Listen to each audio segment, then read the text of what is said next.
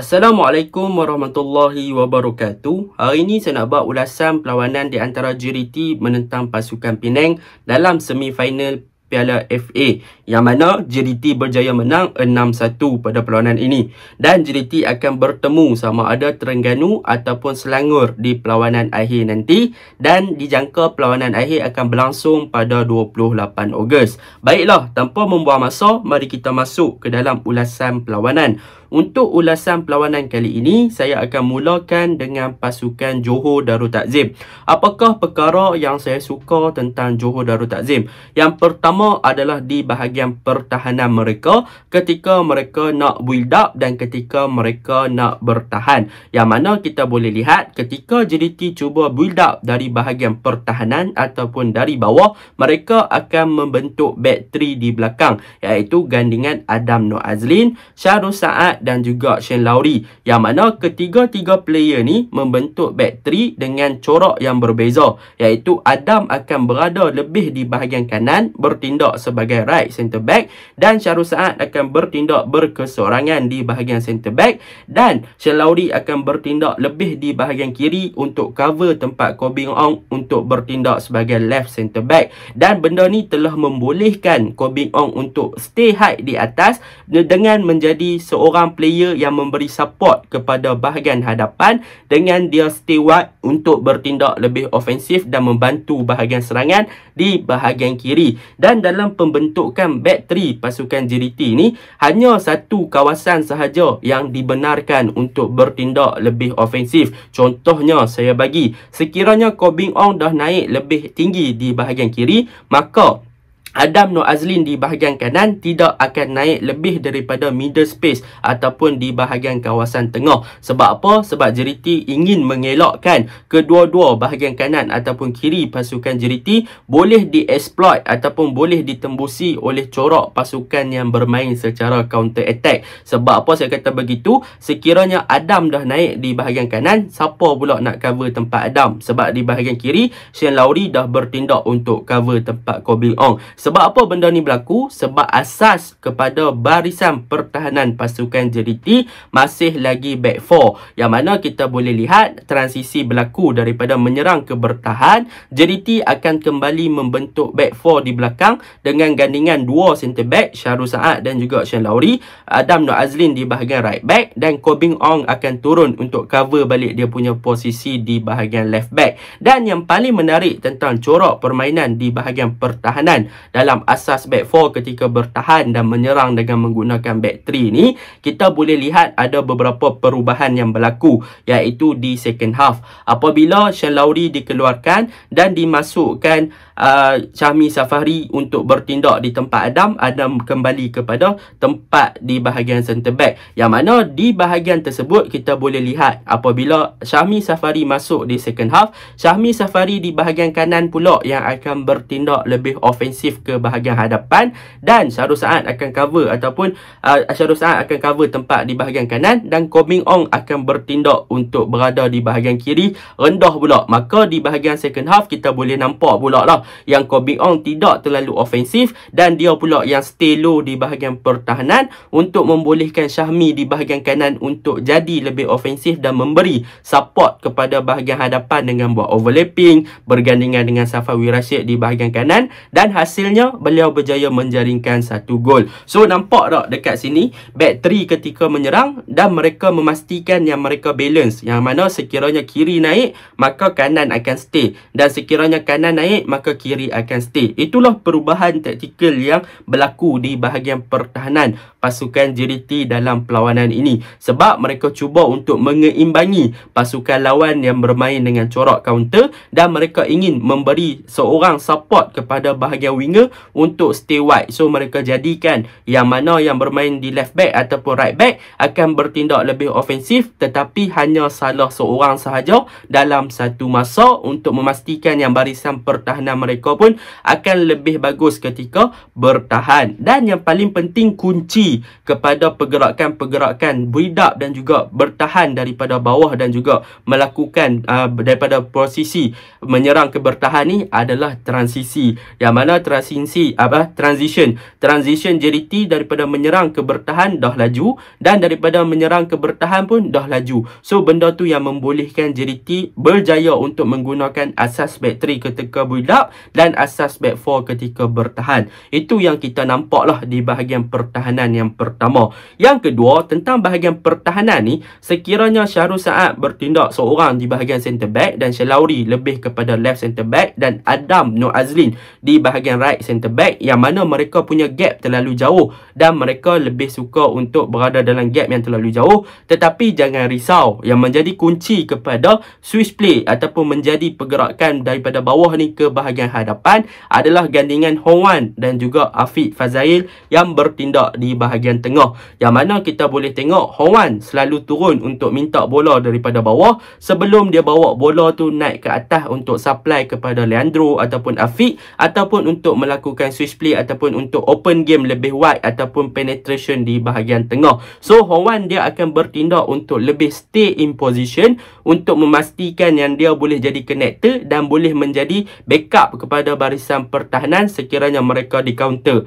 Dan untuk bahagian tengah yang lain pula seperti Afiq dan juga Leandro, mereka ni diberi kebebasan untuk bertindak sama ada untuk membantu bahagian pertahanan ataupun bahagian serangan. Cuma bezanya Afiq dan juga Hong Wan selalu membentuk sistem double pivot dan Afiq lebih kepada free roll dan juga lebih kepada untuk meneutralkan bahagian tengah JDT, yang mana Afiq dia meneutralkan dan dalam masa yang sama dia stabil di bahagian tengah. So dia buat dua kerja. Dia support Hong Wan untuk bertahan dan dalam masa yang sama dia support Leandro untuk di bahagian serangan. So kita boleh tengoklah Hong Wan stay position sebab dia tahu kalau kena counter, so defend main back 3 ni ada ruang-ruang kosong di bahagian tengah. So Hong Wan boleh cover up tempat Syalauri sekiranya Syalauri dan juga Koh Bee Ong lambat untuk mengubah transisi kembali kepada posisi asal. So kelebihan yang ada pada bahagian tengah ni, memang kita nampak yang JDT jadi lebih fleksibel. Sebab apa? Sebab Hong Wan dia memang stay in position. So Afiq dia boleh balance. Sekiranya di counter dia boleh backup Hong Wan, sekiranya menyerang dia boleh backup kepada Leandro. Dan Leandro punya corak permainan pula, beliau lebih diberikan kelebihan untuk bergerak lebih ofensif. Beliau tak perlu nak risaukan tentang sistem bertahan JDT. Sebab apa? Sebab memang itu tugas beliau sebagai pemain nombor 10, iaitu attacking midfielder. Dan hasilnya apa? Hasilnya kita boleh lihat apabila Leandro Velasquez banyak involve dengan gerakan-gerakan menyerang pasukan JDT, sama ada di bahagian tengah ataupun bahagian kanan ataupun bahagian kiri. Beliaulah yang banyak menghidupkan bahagian tengah JDT dengan link up play dengan striker iaitu Baxter dan juga Forestry, dengan bahagian kanan seperti Arif Aiman dan sebagainya. So beliaulah yang menghubungkan antara satu sama lain, link up dengan baik di bahagian tengah sebagai seorang attacking midfielder. Jadi itu di bahagian tengah yang kedua yang boleh saya katakan tentang pasukan JDT. Yang ketiga, apa yang boleh saya katakan tentang pasukan JDT adalah mengenai gandingan Baxter dan juga Forestry, yang mana kita tahu gandingan Baxter dan juga Forestry mereka mempunyai kualiti yang sangat-sangat bagus sebagai pemain import, tetapi yang membezakan mereka adalah tentang chemistry dan bagaimana mereka mampu untuk mencipta gerakan-gerakan berbahaya ke arah gawang lawan. Dan kualiti tu memang nampak jelas apabila dalam situasi 1 lawan 4 ataupun 4 lawan 1, pemain Penang punya pertahanan 4 orang, Forestry seorang ataupun Baxter seorang, mereka still lagi boleh beat pemain pertahanan Penang dengan begitu mudah lah. Tetapi apa yang saya nak sampaikan dekat sini adalah tentang peranan Forestry, iaitu peranan Forestry adalah pada peluang ni boleh dikatakan terlalu bebas. Beliau diberikan dalam konsep bola sepak adalah free roll, dan boleh saya katakan freedom yang diberikan kepada Forestry ni telah menyebabkan beliau boleh bergerak di mana-mana yang beliau suka. Jadi beliau untuk berada di bahagian tengah boleh, berada di bahagian sayap boleh, berada di bahagian striker boleh, berada di bahagian kanan boleh. So memang dia adalah complete player yang memang free roll dan boleh berada di mana-mana tempat. So bila mana dia boleh banyak bergerak, dia berada di mana-mana tempat, maka dekat sinilah Leandro Velasquez mampu untuk menghubungkan dan juga menciptakan gerakan-gerakan yang berbahaya ke arah gawang pasukan Penang. Sebab apa? Sebab Forestry sentiasa menjadi kunci kepada gerakan gerakan-gerakan di bahagian serangan. Maka di mana Leandro ada, di situ Forestry ada untuk menyambung gerakan Leandro dan membuka game kembali kepada Leandro ataupun kepada Arif Aiman ataupun kepada Bekson. So kunci utama bahagian serangan JDT adalah terletak kepada gerakan yang dicipta oleh Leandro dan peranan Forestry yang sentiasa bergerak untuk sentiasa menyambung dan connect antara Leandro Velasquez di kawasan final third pasukan. So benda itulah yang menyebabkan JDT punya serangan memang berbahaya. Dan secara logiknya pada perlawanan ni, Leandro sepatutnya dia boleh create assist dalam 2-3, dan untuk Forestry beliau berjaya untuk create 2 assist kepada Arif Aiman yang membuktikan yang disebabkan kebebasan yang diberikan oleh beliau mampu untuk mencipta sesuatu yang berbahaya ke arah gawang pasukan Penang, dan hasilnya beliau juga berjaya untuk menjaringkan satu gol yang cukup lawa dengan satu volley ke arah gawang Penang. So itu adalah kunci utama pasukan JDT di bahagian hadapan, Leandro dan juga Fernando Forestry. Dan yang seterusnya, apabila kita bercakap Forestry dan Bekson, semestinya Bekson juga adalah kunci utama untuk pasukan JDT di bahagian serangan. Sebab apa? Sebab macam saya cakap tadi, apabila Forestry diberikan kedudukan yang kosong, beliau boleh bergerak bebas, beliau dah diberikan kebebasan, maka dekat sini pertahanan lawan akan keliru. Sama ada mereka nak cover ataupun nak man marking Forestry ataupun mereka nak man marking Bekson. Jadi apabila jadi situasi macam tu, maka Forestry dah bergerak bebas, Bekson selalunya akan dilepaskan ataupun senang cerita dia tidak akan dimarking dengan ketat. Sebab apa? Sebab mereka akan tertumpu kepada pergerakan Forestry. Jadi apabila Forestry banyak bergerak, maka Bekson tidak dijaga dengan ketat, maka Bekson pun boleh cari ruang ataupun position yang sesuai untuk dia berada, untuk dia menerima hantaran-hantaran yang dilakukan oleh bahagian tengah ke bahagian striker. So benda tu yang menghidupkan Bekson sebagai seorang striker. Positioning dia sentiasa on time dan juga finishing ataupun execution dia memang padu. Itu yang menjadikan JDT is another level. Dan yang paling penting, sekiranya Bekson di tight marking dan sebagainya, di bahagian kiri mereka ada Koh Beng Ong yang sentiasa stay wide dan stay high ketika JDT menyerang. So mereka boleh buka sahaja game dekat dia bila-bila masa sahaja. So Koh Beng boleh masuk, and dia selalunya memang Koh Beng ni orang off marking lah.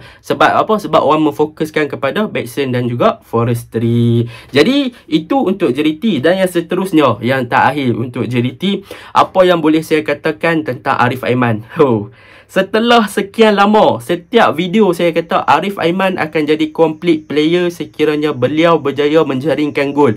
Dan pada kali ini Arif Aiman, you are the best. Sebab dia dah buktikan yang dia mampu untuk jaringkan gol. Bukan gol yang biasa-biasa. Gol yang pertama, satu rembatan daripada angle yang tertutup. Gol yang kedua, larian di belakang pertahanan inside running yang bagus. Gol yang ketiga memang reflection lah. Tetapi dua gol awal itu daripada Arif Aiman memang nampak kualiti daripada beliau sebagai seorang winger yang sejati, dan memang nampak dia improve. So tahniah Arif Aiman, memang one of the best player dalam Malaysia sekarang, dan akhirnya beliau berjaya menjaringkan gol. Itu yang saya sangat-sangat gembira. Sebab kalau siapa tengok video saya sebelum-sebelum ni, daripada dulu lagi saya sentiasa membincangkan tentang Arif Aiman. Beliau adalah pemain yang berkualiti, tetapi beliau perlu improve daripada goal scoring, dan akhirnya beliau berjaya untuk menjaringkan hat-trick pada perlawanan ni. Tahniah, memang cukup baguslah untuk Arif Aiman. Dan secara kesimpulannya pada perlawanan ni, JDT menunjukkan yang mereka mampu bermain dengan high intensity, dan kunci kepada mereka ni adalah tentang peranan free roll antara Fernando Forestry dan juga Leandro Velasquez yang boleh link up dengan baik. Dan yang paling penting tentang JDT yang perlu semua pasukan ambil tahu adalah bagaimana mereka sentiasa cover up bila mereka hilang bola. Mereka cepat untuk rampas bola kembali. Bila mana mereka dapat bola, mereka akan pastikan yang mereka boleh keep the ball. Mereka akan cuba untuk simpan bola dengan lebih lama. Hantar sana, hantar sini, open sana, open sini. Yang ketiga adalah tentang off-ball movement. Pergerakan pemain JDT di dalam padang. Mereka sentiasa bergerak untuk berada dalam position yang mana membolehkan tim mereka sentiasa ada option untuk melakukan passing. Jadi bila mana tim ada option untuk melakukan passing, maka pemain-pemain lebih berkeyakinan untuk pegang dengan bola lebih lama. So bila mana pemain ni bergerak, dia ada space, kita passing kat dia. Pemain ni ada space, kita passing kat dia. Semua tu melibatkan tentang off ball movement. Dan yang paling penting, JDT punya pemain, mereka dah scanning lebih awal. Mereka punya tahap scanning tu memang profesional gila. Yang mana sebelum mereka dapat bola, mereka dah tahu nak bagi bola tu kat siapa, nak passing belah mana. Mereka dah nampak pemain-pemain berada dalam kedudukan yang mana, disebabkan pemain-pemain mereka sentiasa bergerak. Itulah impak daripada latihan yang dilakukan dengan intensiti yang tinggi. So benda tu yang menyebabkan JDT boleh jadi another level berbanding pasukan-pasukan lain dalam Liga Malaysia. Dan untuk coach Hector Bedoglio, saya suka dia sebab dia rotate player dengan banyak. Dia bagi chances. Adam Nur Azlin 2 game dah first 11. And benda ni yang kita suka. Syahmi Safari 2 game boleh score. So benda-benda macam ni kita suka. So rotation player yang berlaku pun sekarang menghiburkan dan menggembirakan, sebab kita dah tak perlu nak risau siapa masuk JDT tak dapat minit permainan. Sekarang JDT dah dapat minit permainan walaupun pemain-pemain lokal. So semua dah dapat minit permainan. Benda tu yang menggembirakan sebagai penonton bola sepak Malaysia lah. Okey, yang tu untuk JDT. Kita masuk kepada pasukan Penang pula. Pasukan Penang pada peluang ni macam biasa, mereka bermain dengan corak bertahan pada awalnya dan mereka cuba untuk melakukan counter attack menggunakan Lucas da Silva. Tetapi sayang, kelemahan paling ketara pasukan Penang ketika melakukan counter attack adalah daripada segi transition, yang mana sepatutnya apabila mereka dah berjaya untuk merampas bola dan supply bola kepada Lucas da Silva, mereka perlu lebih cepat untuk memberi support kepada bahagian hadapan untuk memastikan yang counter attack yang dilakukan oleh mereka berjaya untuk membuahkan hasil. Sebab apa? Sebab Lucas da Silva adalah player yang bernilai dan mampu untuk membuat gol. Tetapi sayang, apabila peranan ataupun kelebihan yang ada pada Lucas da Silva tak diguna pakai dengan baik oleh pemain-pemain Penang dalam melakukan counter attack. Sepatutnya bila bola dapat kat Lucas, pemain Penang seperti Gopi, seperti pemain-pemain di hadapan Hilal dan sebagainya, mereka perlu lebih cepat untuk memberi supporting play kepada beliau untuk buka game di bahagian hadapan. Sebab apa? Sebab dalam situasi ketika itu JDT dalam kekurangan player untuk bertahan. So sekiranya mereka boleh manfaatkan dengan bermain dengan transisi yang lebih cepat, maka mereka boleh untuk skor dalam 1 ataupun 2 gol. Tetapi secara overallnya tahniahlah untuk Lucas sebab berjaya untuk jaringkan 1 gol. Based on his performance, memang dia patut dapat 1 gol lah. So benda tu yang perlu Penang perbaiki daripada corak mereka. Mereka perlu lebih yakin, mereka perlu lebih kepada build-up, mereka perlu lebih seorang player di tengah yang kreatif dan sebagainya. Kalau nak main bertahan sahaja pun tak guna, semalam bertahan pun kena 6-1. So benda tu sangat-sangat mengecewakan. Jadi itu sahaja ulasan saya. Secara rumusannya, kedua-dua tim bagi saya JDT is another level, another quality. So Penang tahniah sebab berjaya masuk semifinal dan tunjukkan dan berjaya dapatkan 1 gol. And itu sahaja ulasan saya. Assalamualaikum.